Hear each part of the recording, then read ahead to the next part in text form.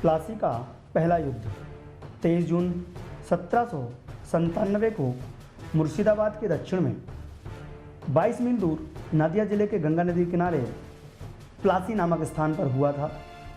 इस युद्ध में एक ओर ब्रिटिश ईस्ट इंडिया कंपनी की सेना थी तो दूसरी ओर बंगाल के नवाब की सेना थी। कंपनी की सेना ने रॉबर्ट क्लाइव के नेतृत्व में नवाब सिराजुद्दौला को हरा दिया था।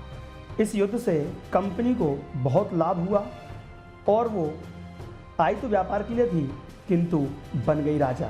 जी हाँ, इसके बारे में हम कंप्लीट आज इतिहास के पन्नों से आपके सामने लेकर हाजिर हुए हैं, द बैटल ऑफ प्लासी।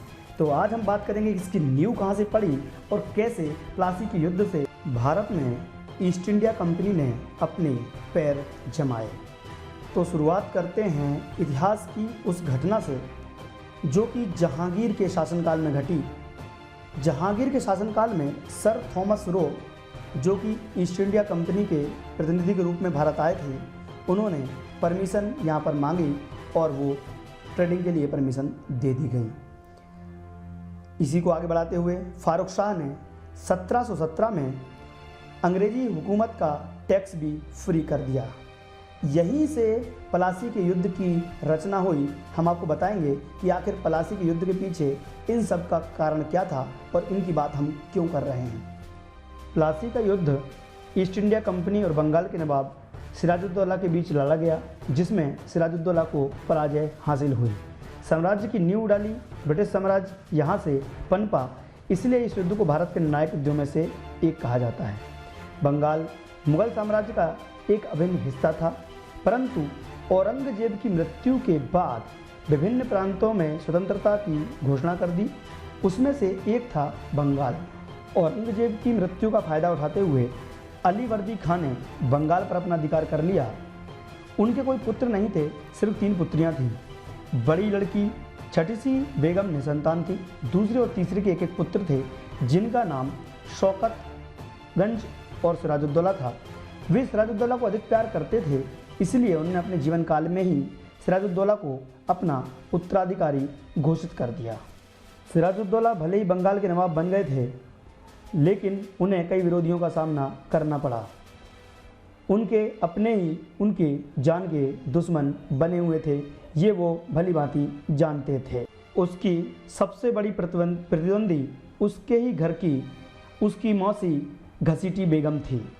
घसीटी बेगम का पुत्र शौकतगंज, जो पूर्णिया का शासक था, अपने साथियों अमीन चंद और जगत सेठ के साथ सिराजुद्दौला को पराजित करने के लिए प्लान बना रहे थे, लेकिन सिराजुद्दौला इससे भली भांति वाकिफ थे और उन्होंने इस षड्यंत्र को नाकाम करते हुए घसीटी बेगम को जेल में डाल दिया। इससे घबराकर शौकतगंज ने सिराजुद्दौला के सामने घुटने टेक दिए और आजीवन वफादार बनने का फैसला किया, लेकिन सिराजुद्दौला ने उस पर विश्वास नहीं किया और बाद में युद्ध में उसे मार डाला। यहाँ दूसरी ओर अंग्रेज़ों ने दक्षिण में अपना आधिपत्य जमा लिया था और उनकी नज़र बंगाल पर भी थी। वो बंगाल पर अपना आधिपत्य जमाना चाहते थे, लेकिन सिराजुद्दौला को अलीवर्दी ने पहले ही सलाह दे दी थी कि बंगाल पर अंग्रेज़ों की हुकूमत ना होने पाए, अंग्रेज बंगाल पर हुकूमत न कर पाएँ। इसके लिए सिराजुद्दौला ने फोर्ट विलियम किला, जो कि अंग्रेज़ों का यहाँ पर किलाबंदी थी बंगाल में, उसको नष्ट करने का आदेश दिया। लेकिन इस किले को छोड़ने के लिए अंग्रेज राजी नहीं हुए।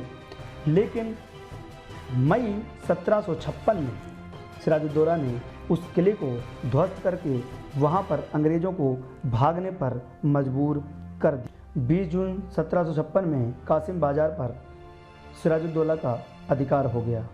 किले पर अधिकार होने से पहले अंग्रेज गवर्नर ड्रेक अपनी पत्नी और बच्चों को लेकर फुल्टा नामक द्वीप पर जाकर छिप गया। बचे हुए सैनिकों को आत्मसमर्पण करना पड़ा। नवाब ने अपने भरोसेमंद मानिक चंद के हवाले सैनिकों को छोड़कर और कलकत्ते को उसके भरोसे छोड़कर अपने गढ़ को वापस चला गया। नवाब के वापस जाने के बाद एक बहुत ही मनहूस घटना हुई, जो थी बंदी अंग्रेज़ों के साथ। जिन अंग्रेज़ों को बंधक बनाया गया था उसको काली कोठी की घटना या द ब्लैक होल की घटना कहा जाता है। इसमें कहा जाता है कि लगभग 146 अंग्रेज़ों में से कुछ अंग्रेज इस फोर्ट विलियम जो फोर्ट था उसमें बंदी बनाए गए थे और दम घुटने से उनकी काफ़ी मृत्यु हो गई, काफ़ी सारे अंग्रेज़ों की मृत्यु हो गई। और इस घटना से अंग्रेज़ काफ़ी बौखला गए और उन्होंने सिराजुद्दौला से बदला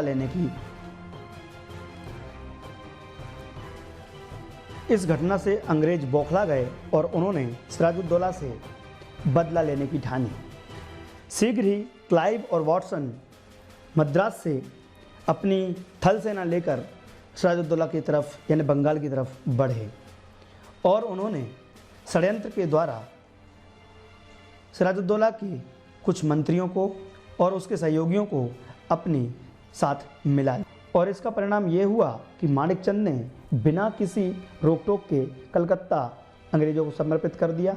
धीरे धीरे अंग्रेज़ों ने हुगली पर भी अपना आधिपत्य जमा लिया और नवाब की कमर तोड़ दी।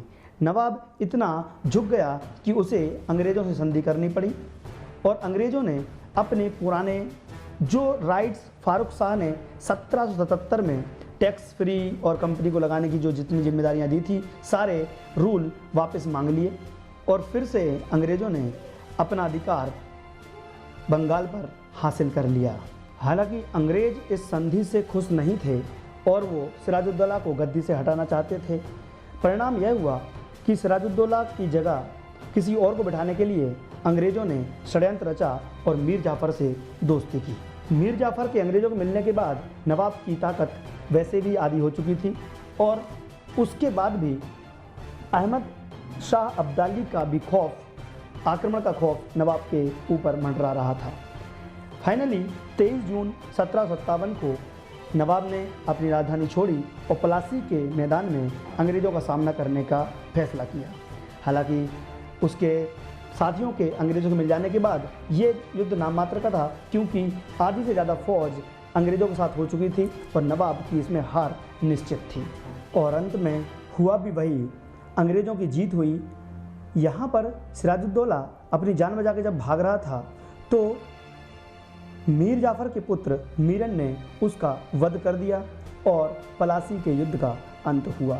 तो इस प्रकार से पलासी का युद्ध की कंप्लीट स्टोरी दोस्तों हमने आपको बताई। उम्मीद है आपको ये पसंद आई होगी। गवर्नमेंट एग्जाम की किसी भी प्रकार की तैयारी करने के लिए ज्वाइन कीजिए अनअकैडमी का नंबर 1 प्लेटफॉर्म और साथ में जब भी सब्सक्रिप्शन लेंगे यूज़ कीजिए DT Live रेफरल कोड और पाइए 10% का इंस्टेंट डिस्काउंट, यानी कि DT Live का उपयोग करके आप किसी भी कोर्स में 10% का डिस्काउंट ले सकते हैं। तो सब्सक्रिप्शन के पहले DT Live कोड जरूर लगाएं।